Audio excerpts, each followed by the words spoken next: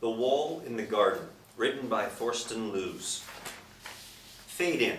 Interior. Cozy family house. Foyer. Day. Sunlight shines through large, inviting windows. It's reflected by the premium hardwood floor and wraps the large, open entrance hall in a pleasant play of colors. We float over old wooden stairs which lead to an upper level and right into a bedroom, where we find Helen, early 30s, nice build, perfectly made up, sleeping in a bed. She lies there, a bewitching smile on her face. The beauty and happiness she radiates seems to compete with perfect summer weather outside. She blurts out a contented moan as she stretches herself on the bed and slowly opens her eyes. She turns to the window, squinches her eyes as the sun hits her face. Ah, what a wonderful day. Foyer. Minutes later, Helen stops halfway downstairs and enjoys a set of old oil paintings carefully aligned at the wall along the stairs. She smiles as she looks at them, one after another. One painting shows a flower vase with roses. Helen touches the flowers, leans forward to sniff them and giggles. She spins a happy pirouette before she continues downstairs and glides through a door to the kitchen, where Harold, about 40, strong build, well-groomed appearance, sits at the kitchen table and sips his coffee. He gets up from his chair, happily smiles at Helen, and catches her in his arms. Good morning, darling. Did you sleep well? Helen smiles like a Cheshire cat. You know I always sleep well. Harold gives her a kiss before they stand arm in arm and exchange a long, caring look at each other. Coffee? Yes, please. He lifts his grip and prepares a cup while Helen sits down on the table and dreamily looks outside. This is such a wonderful place. Almost like paradise. It's perfect. You are perfect. Our lives are perfect. Helen nods. I want it to always stay like that. She turns her head to Harold, who hands her the coffee. Can you promise me that? Harold strokes her hair. I promise. She reaches out for his hand, which rests softly on her cheek, and kisses it. Living room, later. Helen sits on an armchair and browses through a book about modern arts when the doorbell rings. She lays down the book and steps into the foyer, same, where she opens the door. An old man with a fisherman's cap and an old woman, both in their 60s, stand at the door. They both laugh and hug her one after another. These are Roy and Mary, Helen's parents. Hello, my little sweetie. I'm so glad to see you. Mom, Dad, what a nice surprise. We wanted to visit our angel and see how you're doing. Mom made you an apple pie, the one you like so much. He hands her a cake plate. Oh, great. I love it. Come in. I'm sure Harold will be happy to see you too. Her parents enter the house. Helen shuts the door behind them, stops and takes a deep, jubilant breath. Foyer, night. Oh, that's great. You really need to tell me more about it next time. Helen laughs. You bet. Roy opens the front door, turns around to hug Helen, then Harold. Mary does the same. It was so nice to have you here. You should visit us more often. Yeah, and you really have got to teach me how you do that apple pie. Oh, you know, honey, a great mage never shares his tricks. They all laugh. Roy and Mary exit through the front door. Have a safe trip home. Thanks, and you take good care. Helen shuts the door behind them, turns to Harold. They smile at each other and kiss. Art studio, day. Helen wears an old lumberjack shirt with dabs of paint on it. She sits on a wooden stool in front of an easel. She skews her head and examines the piece of art in front of her with a trained eye. The wrinkles on her forehead reveal she's not entirely pleased with it. Harold enters the room, steps behind her. She keeps fully focused on the painting as he lays a hand on her shoulder and pecks her on the head. Hey, I like this one. What is it? If you can't see it's our garden, I guess I know what's wrong with it. Harold frowns, gives it a closer look. Well, now you say it, I recognize the weeping willow there, and the vine tendrils there at our pavilion. A forgiving smile flashes over her face as she grabs his hand on her shoulder. You better do. Harold isn't convinced yet. But what's that? We get to see the painting as he points at it. It shows a beautiful garden, the perfect storybook ideal. But instead of a landscape background, the garden ends at a large, at least 60 feet high, bricked wall.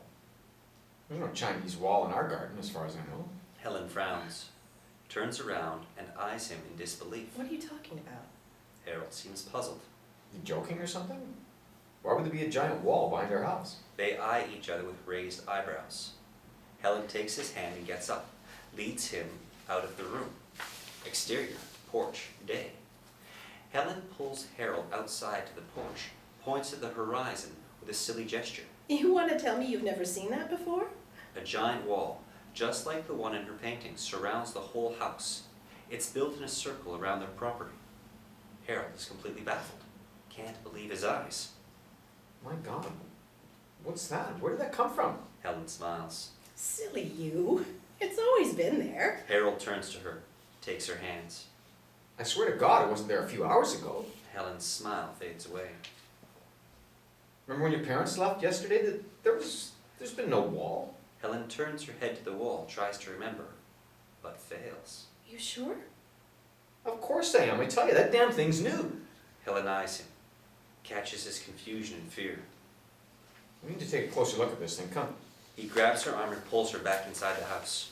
Exterior, pathway in front of the house. Minutes later, Harold and Helen step out through the front door. They stare right at the giant wall, just about 100 yards away, in the middle of the landscape. My God, this looks so unreal. Helen is unsettled. Shouldn't we just go back inside and forget about it? Harold eyes her reproachfully. Forget about it. A giant wall just emerged around our house. How can we forget about it? I don't know, I just don't like it. Harold shakes his head. No, I need to know what's up with this thing. Come. He grabs her arm and pulls her towards the exterior wall. Moments later, Harold stops in front of the wall and stares at it with a doubtful expression. Helen stays a few steps behind him. He puts a hand on it. Looks like he expected it to vanish as soon as he touches it. He looks up to the wall's edge. Wait here, I got an idea. He rushes back to the house. Helen looks after him. Harold, what are you doing? Interior, tool shed. Minutes later, Harold enters the shed and switches the lights on. He storms toward the old wooden shelf and climbs up a small ladder in order to reach the upper rack bays, where he finds what he was looking for. With a bit of an effort, he pulls 3 about 8 yards long interminable ladder parts to the front and pushes them down to the shed's floor. He climbs down again, connects them with the other, and drags the combined ladder outside. Exterior wall. Minutes later, Helen is horrified at the sight of Harold with the ladder. Oh no, please don't. Harold ignores her as he struggles to raise the ladder against the wall. She grabs him from behind in a helpless attempt to stop him. Please, Harold, don't do this. I have to. I need to know what's on the other side. He climbs up. Helen hides her face behind her hands. Exterior, upper end of the wall. Minutes later, Harold advances to the top. Nothing can stop him. His eyes widen as he realizes what is behind the wall. Exterior wall. Minutes later, Helen sits on the ground and sobs, her face still covered behind her hands. Harold slowly climbs down again.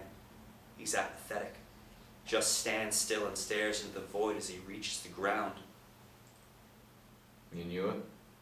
No, not until you climbed up. Harold nods without an emotion. Seems to be a cold comfort. Helen drops her hands, carefully turns to Harold and stares at him through her wet eyes. We can still stay here, Harold. We just need to forget about it and continue with our life. Harold shows no reaction. Helen gets up and grabs his arm. He shies back as she tries to hug him. Please, Harold, you said it yourself. This is perfect. We live a perfect life. You promised it would stay like that forever. Yes, but it isn't real. I'm not real. This house isn't real. We aren't real. She steps closer to him, turns his head around her with her hands, kisses him on the lips while he stares at her in confusion. Tell me this isn't real. We can live here and make this our reality. Please don't destroy it. Harold shoves her away, tears his hair as he turns back to the wall. Helen hugs him from behind, kisses his neck. I love you, Harold. No matter what you saw up there, just forget about it and come back to me. With a fierce move, Harold breaks loose from her. No, I can't. I can't forget it and act as if nothing happened. This has to end. With these words, the ground they stand on begins to shake. Pieces of debris rain down from the wall. A long crack begins to form in it. Harold and Helen anxiously step back from it as the shaking gains intensity. With a loud roar, the wall collapses into a giant cloud of smoke which covers the whole area.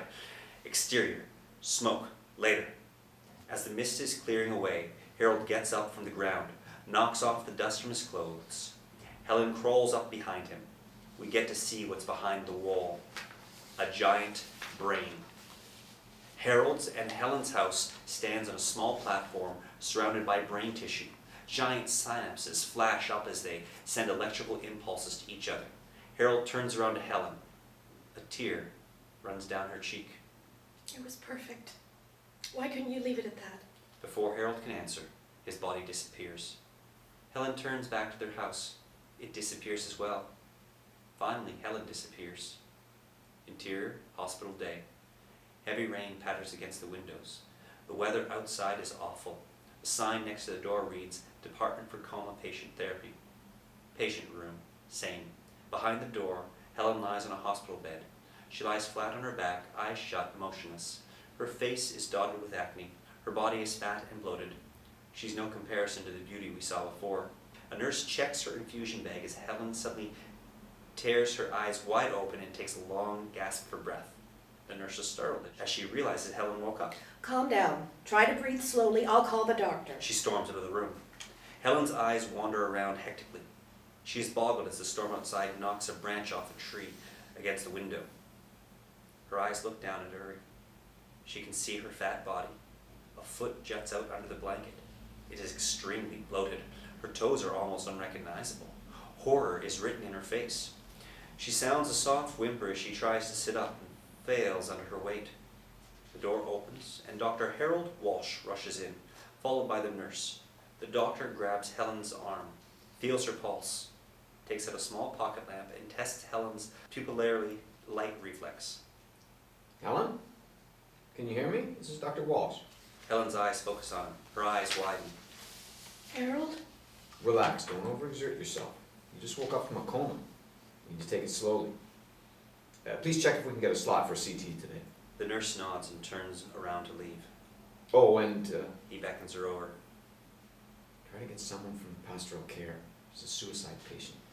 Guess it's the best if she's got someone to talk to. Okay. Any relatives we should contact? The doctor goes off to the side with her, whispers even softer. She's got no relatives. Her parents are dead and she isn't married. The nurse pitifully glances at Helen. Poor thing. The nurse leaves. The doctor turns back to Helen. She tries to speak, but she is too weak and no sound is to be heard. The doctor frowns and bends over her, putting his ear right over her mouth. I'll always love you, Harold. Fade out. The end.